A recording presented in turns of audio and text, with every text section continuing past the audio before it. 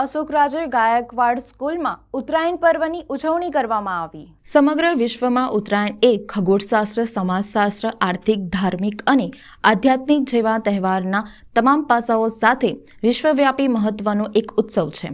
આ ઉજવણી ભારતમાં જુદા જુદા ભાગોમાં જુદા જુદા સ્વરૂપે ઉજવાય છે। ઉદાહરણ તરીકે દક્ષિણ ભારતમાં પોંગલ, પશ્ચિમ ભારતમાં ઉત્તરાયણ અને પૂર્વ ભારતમાં બિહુ, ઉત્તર ભારતમાં લોહરી તરીકે ઉજવવામાં આવે છે। જાપાનમાં વૈશ્વિક વિષુવવૃત્ત જેવા વિશ્વના વિવિધ ભાગોમાં જુદા જુદા નામો દ્વારા ઓળખવામાં આવે છે। આ બાબતનો દોર એક ખગોળીય ઘટના છે। પૃથ્વી પર વિષુવવૃત્તના સૂર્યના સ્પષ્ટ સ્થળાંતરને ઉજવવામાં આવે છે। કોઈપણ કુદરતી ઘટનાને ધાર્મિક અસરકારકતા આપીને મનાવવામાં આવે છે। સૂર્ય પૃથ્વી પર જીવનનો મુખ્ય સ્ત્રોત છે। માનવતા હંમેશા સૂર્યને ધાર્મિક મહત્વ આપે છે। ઉત્તરાયણ વસંત ઋતુના આગમનને વધાવે છે। વસંત ઋતુ માનવજાતની સુખાકારી અને વનસ્પતિના ઉમદા વિકાસ માટે જરૂરી ગરમ હવા લાવે છે। સૂર્ય એક સ્ત્રોત છે। ઉત્તરાયણ પર લોકો વિવિધ રીતે સૂર્યની ઉપાસના કરે છે।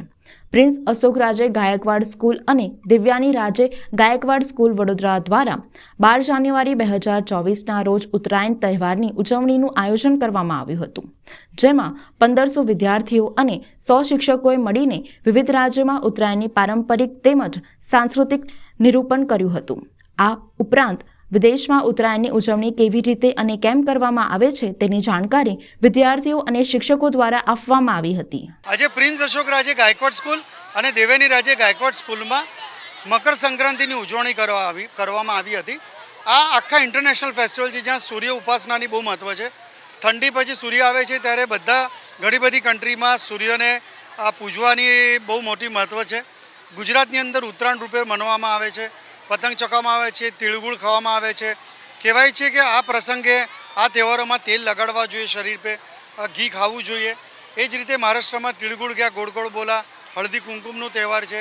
આ આસામમાં બિહુ છે, પછી પંજાબીમાં લોહરી છે, ઇન્ટરનેશનલ ફેસ્ટિવલ છે। બંગાળમાં ગંગા સ્નાન પણ કરવામાં આવે છે। આ બધું જ અને ગુજરાતમાં જે રીતના ઊંધિયા અને બધું બનાવવામાં આવે છે, બાળકોને ફર્સ્ટ હેન્ડ એક્સપિરિયન્સ મળે એના માટે અમે લોકો બધા સ્ટોલ્સ બનાવ્યા છે। બાળકો તૈયાર થઈને આવ્યા છે એના સ્વરૂપમાં, અને એક ક્રોસ કલ્ચર એક્સચેન્જ આખો પ્રોગ્રામ કર્યો છે, ખૂબ સક્સેસફુલી થયો છે। સાથે પક્ષી બચાવ, ચાઇનીઝ દોરાના વાપરો એ પણ કોન્સેપ્ટ છે। શિક્ષકો જાતે તૈયાર થઈને આવ્યા છે, જાણે ફેન્સી ડ્રેસ કોમ્પિટિશન કેમ ના હોય। અને એક ભારત દેશ છે, વસુદેવસ્ય કુટુંબકમ આ કોન્સેપ્ટ સાથે આજનો કાર્યક્રમ કરવામાં આવ્યો છે। આપ જોયો છો, ખૂબ સરસ રીતે આ આયોજન કરવામાં આવ્યું છે। આપ સૌને અમારા તરફથી આ ઉત્તરાયણની શુભકામનાઓ। આજે પ્રિન્સ અશોકરાજે ગાયકવાડ સ્કૂલ અને દેવ્યાની રાજે ગાયકવાડ સ્કૂલ ખાતે મકર સંક્રાંતિની ઉજવણી કરવામાં આવી છે। તમે જોઈ શકો છો કે 1800 જેટલા વિદ્યાર્થીઓ અને શિક્ષકોએ મળીને મકર સંક્રાંતિની ઉજવણી કરી છે। અમે વિવિધ દેશોમાં કેવી રીતે મકર સંક્રાંતિની ઉજવણી કરીએ છીએ એ અહીંયા બતાવવામાં આવ્યું છે। જેમ કે મહારાષ્ટ્રમાં તિળગુળ ઘ્યા, ગોળ ગોળ બોલા, હળદી કુંકુનું પ્રોગ્રામ કરવામાં આવે છે। ગુજરાતમાં કાયપો છે, પતંગ અને ઊંધિયું કેવી રીતે બનાવીએ છીએ, ચિક્કી, મમરાના લાડુ, ઇન્ટરનેશનલ કાઇટ ફેસ્ટિવલ જેમ કે બાલી, જાપાન, ચાઇના ત્યાં પણ મનાવવામાં આવે છે મકર સંક્રાંતિ। પંજાબમાં લોહડી, તમિલનાડુમાં પોંગલ, આસામમાં બિહુ ડાન્સ કરવામાં આવ્યો, વેસ્ટ બેંગોલમાં, એટલે વિવિધ પ્રકારના કેવી રીતે મકર સંક્રાંતિ ઉજવીએ છીએ એવું અમે બતાવવામાં આવ્યું છે।